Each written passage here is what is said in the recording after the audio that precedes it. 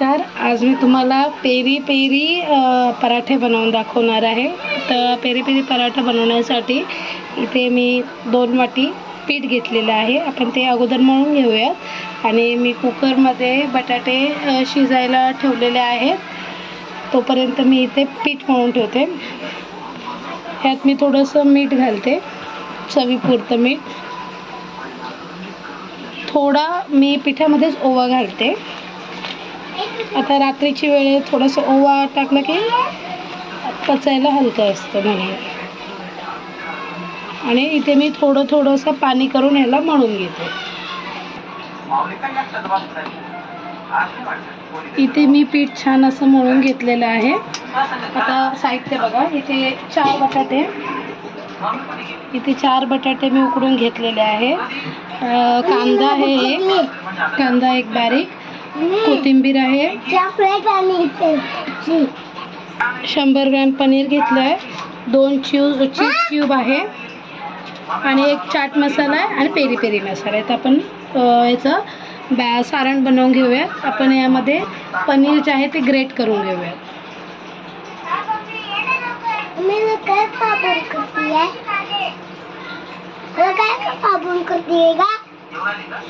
हा साबण नाही बाळा, विरूला वाटते की हा साबण. अशा प्रकारे मी पनीर हे ग्रेट करून घेतलेलं आहे.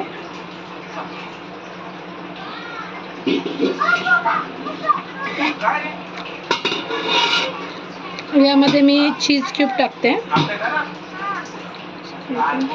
काय ग घेतले, मला आवडतं, तुम्ही जास्त पण घेऊ शकता. ते पण असं ग्रेट करून घ्यायचं.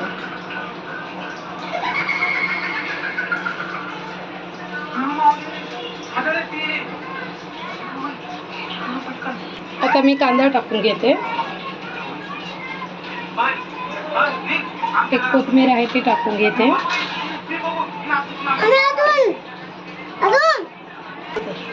आता यात पेरी पेरी मसाला आहे, मी हा एक टाकून घेते.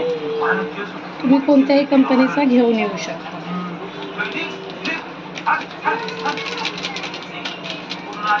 थोडासा हा घट्ट झालाय असं वाटते मला. आणि इथे मी एक चाट मसाला टाकते, थोडासा चाट मसाला.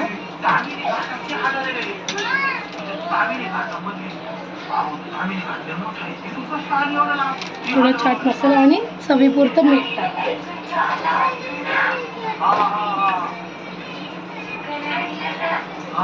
चवी खूप जास्त मीठ नाही टाकायचं. पेरी पेरी मसाल्यामध्ये मीठ असतं, चीजमध्ये मीठ असतं थोडंसं, तर कमीच टाकायचं. आणि याला आपण छान मिक्स करून घेऊ.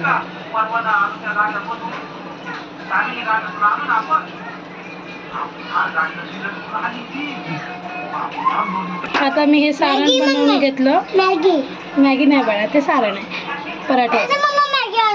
तर हे सारण मी बनवून घेतलं. आता आपण यामध्ये असं सारण भरून घेऊया. जसं आपण पुरणपोळी बनवतो तसं सारण मी भरून घेते. असं वाटी करायची पण, आणि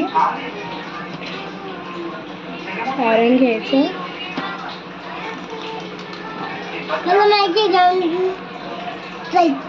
अशा प्रकारे दाबत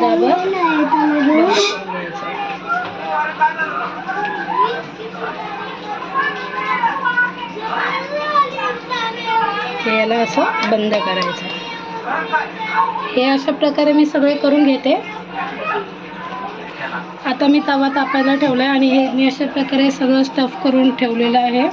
आता एकदम हलक्या हाताने याला पहिला अगोदर सगळीकडे असं प्रेस करून घ्यायचं हळूहळू, आणि जेणेकरून फुटणार नाही. आणि लाटायचं हळूहळू, ते पण एकदम. खूप पातळ पराठा नाही लाटायचा. पातळ पराठा लाटण्याच्या नादात खाली सगळं चिटकून जातं.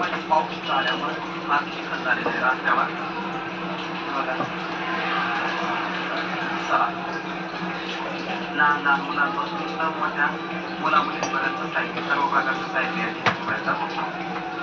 चप्पल काढली या ठिकाणी एक सायकल बनवायचं काम चालू आहे. छान कलर या सायकलला. बस मी आता एवढाच पराठा लाटते. मी तर माझा पराठा हमेशा फुटतो आणि पूर्ण घाण होतो हे पोळपाट. तवा तापण्यास ठेवलं आहे मी. आता याच्यावर मी तूप, मी तुम्हाला मागे सांगितलं होतं माझ्या नणंदबाईंनी मला तूप दिलं होतं, तर ते यूज करणार आहे. माझ्या नणंदबाई ज्या आहेत त्या खूप चांगल्या आहेत. त्या त्यांच्या भाच्यासाठी नेहमी काही ना काही देत राहतात, तूप देतात वगैरे असं. आता मी पहिलं तूप टाकून घेते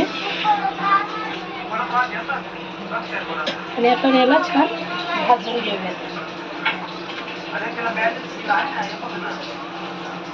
तोपर्यंत आपण दुसरा पराठा टाकूया. ह्याला आता आपण पलटून घेऊया. इथून झालेलं आहे, थोडंसं तूप लावून घ्यायचं.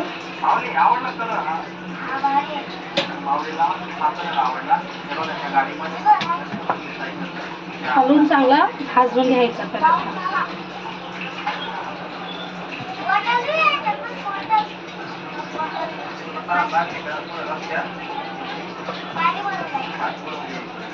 कमी परत पलटी करून घेतली, इकडून पण मी आता तूप लावून घेतली. खूप छान लागतो, खमंग लागतो तुपाला.